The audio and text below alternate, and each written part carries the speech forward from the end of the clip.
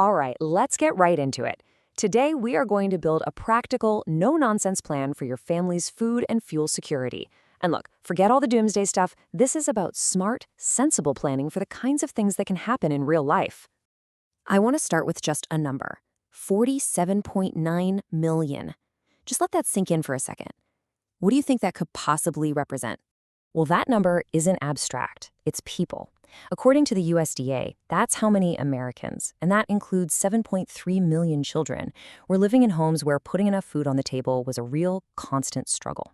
So this isn't some far-off threat. It's a challenge people are facing right now, and it's why this conversation is so important. But here's the crazy part. There is this huge disconnect. On one hand, you have that widespread reality, but on the other, surveys from FEMA show that the average American family has maybe just 3 days of food on hand. That gap right there between reality and readiness, that's what we're here to solve today. So, how are we going to do it? Here's our roadmap. First, we're going to reframe what preparedness even means. Then, we'll lay out a super simple 3-tier plan. After that, we'll get into how you can build this thing affordably, what the smartest fuel choice is, and finally, we'll give you a concrete plan you can start on this week. First things first, we need a major mindset shift. We are moving away from panicked prepping and toward a calm, really practical approach. Think of this as building infrastructure for your home, not building a bunker. And you know what? There's a powerful reason we're doing it this way. Research actually shows that fear doesn't motivate people. It paralyzes them. What does work are clear, achievable steps. It's just very more effective. And that's why this whole explainer is built on action, not alarm. So here's how I want you to think about it. A food and fuel reserve is just basic household infrastructure. I mean, you don't have a spare tire in your car because you expect to get a flat tire today, right? You have it because it's a sensible tool for a common problem. Your reserve works the exact same way. It's there for whatever comes your way, whether that's a hurricane, a job loss, or just a snag in the supply chain. Okay, so if this is about building infrastructure, then we're going to need a blueprint, a 90-day reserve. I know, it can sound like a massive, overwhelming goal. So we're going to break it down into a simple 3-tier plan that literally anyone can follow. And this is it. This is the whole framework. You start small with a 72-hour kit. That's your foundation, just like FEMA recommends. It covers you for the most common, short-term stuff. Then you build on that to a 2-week supply, which is the Red Cross standard.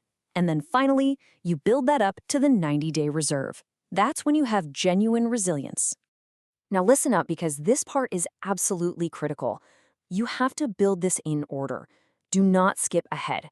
It is so tempting to just jump straight to that big 90-day goal, but trust me, you need that 72-hour kit first. It's the foundation of everything. It covers your most immediate risks, and it makes the rest of this whole process possible. Okay, let's talk about the biggest hurdle for most people, right? The budget. How do you actually do this without breaking the bank? Well, we have a really simple, sustainable method that makes it surprisingly manageable. It's called the $1 per day method. The idea is brilliant, and it's so simple. Every week, for each person in your family, you just add $1 worth of shelf-stable food to your grocery cart. So for a family of 4, that's just an extra $28 a week. You do that for 3 months, and you have just built the core of your 90-day reserve.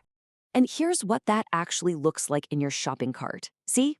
We're not talking about weird, expensive survival food. This is about staples you probably already buy: rice, beans, oats, pasta. You're just buying a little extra each week and setting it aside specifically for your reserve. Simple. Okay, so that's the food. But what about the fuel to cook it? I mean, without a way to cook all that rice and beans, your reserve is only half useful. So let's look at the absolute smartest option for long-term fuel storage. So this comparison really makes it a no-brainer. Gasoline is just high maintenance. It starts going bad in as little as a month, and you have to constantly rotate it. Propane, on the other hand, it basically has an indefinite shelf life. A tank you fill today is just as good 10 years from now. It is the ultimate set-it-and-forget-it fuel. And the best part is how efficient this is. A single, standard grill tank, you know the ones for your barbecue, gives you about 18 to 20 hours of cooking on a camp stove. That means with just 2 tanks, you've secured a full month of cooking fuel. That is a solid return for a pretty small investment. All right, we've covered the strategy, we've covered the mindset. Now it is time to turn all this theory into action. Here is your exact, totally achievable plan for this week. This is it. This is Tier 1. And I want you to forget about 90 days for now. This week, your only mission is to get to 72 hours. Buy the water, buy some food you don't have to cook, like granola bars or canned fruit, and find all your flashlights and check the batteries. That's it. You can do all of this on your next grocery run. And finally, as you start building this, I want you to remember this key principle. Your pantry is not a museum. It's not just dead storage you lock away. The best emergency pantry is a living part of your kitchen, one you're actively eating from and rotating through in your normal, everyday routine. You know, at the end of the day, building your family's resilience is a project. It's not a panic. It's something that's done one step, 1 week at a time. It's all about taking calm, consistent action. So the only question left is, what's the first brick you're going to lay this week?